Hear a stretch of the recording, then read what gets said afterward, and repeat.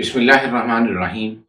الحمدللہ رب العالمین والصلاة والسلام علی خاتم النبیین سیدنا الحاکم بما اراد اللہ صلی اللہ علیہ وسلم۔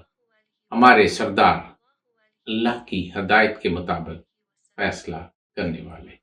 سورہ مائدہ آیت نمبر 42 میں رب تعالیٰ ارشاد فرماتے ہیں، اگر آپ فیصلہ فرمائیں تو عدل کے ساتھ ہی فیصلہ فرمائیں، بے شک اللہ عدل کرنے والوں کو پسند کرتا ہے۔